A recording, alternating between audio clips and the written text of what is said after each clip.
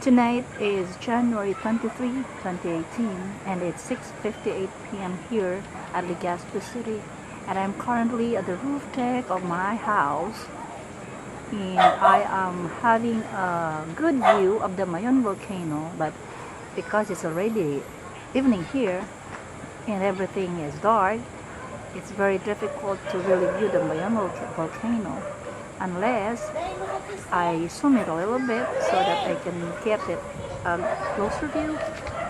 So that part there at the topmost are the pyroclastic flows coming from the inside of the Mayon Volcano, going up the crater and going down. So it's now like an umbrella flow.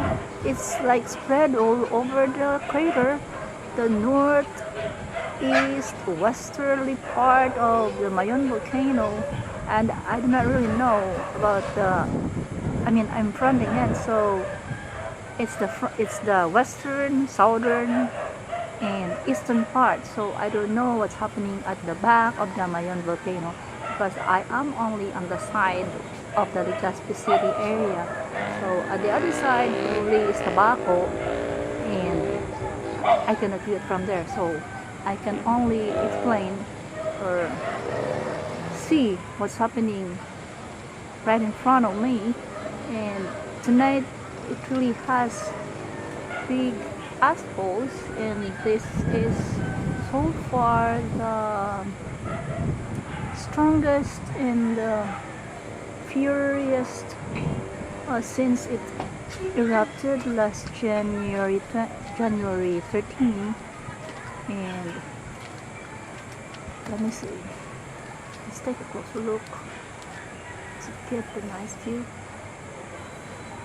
closer view. So I'm gonna zoom it again.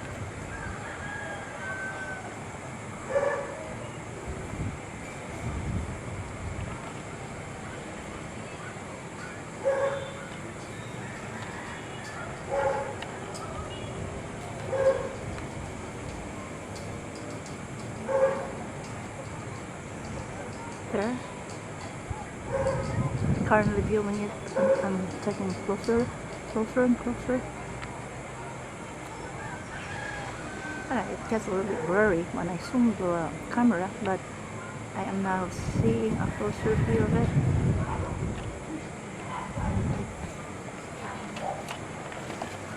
That's the tip of the Mayon Volcano. That's more or less 2,700 meters high above sea level, and that is very high, but we're about 15 kilometers away from the area, from the Mayon Volcano, but we're on the safe zone. And the Mayon Volcano has plenty of ravines where all the pyroclastic flows go through, and then down to the base of the Mayon Volcano, and then goes to the rivers, then out into the ocean. And the ocean is just like more or less 20 or 30 kilometers away from the Mayon Volcano.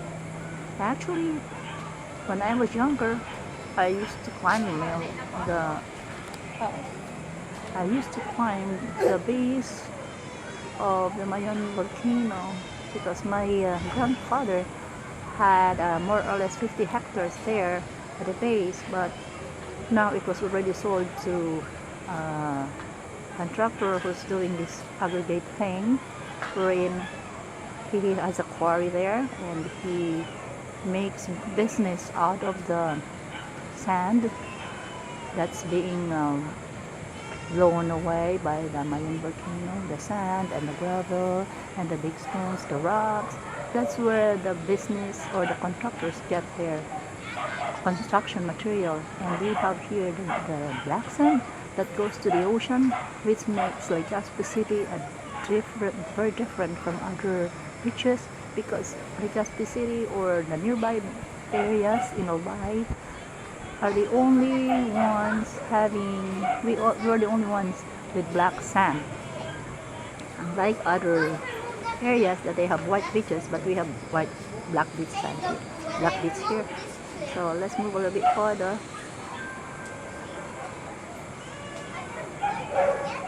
It's like a kind of little torch. Just imagine that tall, the height and the okay. So it's getting a little bit blurry, but things are getting better because probably of the wind direction, and whenever my camera zooms, the wind is like struggling also, so it affects the view and gives a blurry effect. So a little bit farther we can probably now get a little bit closer. It's like a kind of little torch with the crater really firing up. Look at that. It's really firing up. Just imagine the inside of the Mayon volcano. Nobody will literally ever live once it gets to you. Look at that. Look at that. It's just one, well, this is what we call disaster tourism, because when the Mayon volcano erupts, plenty of tourists flock here to watch this event.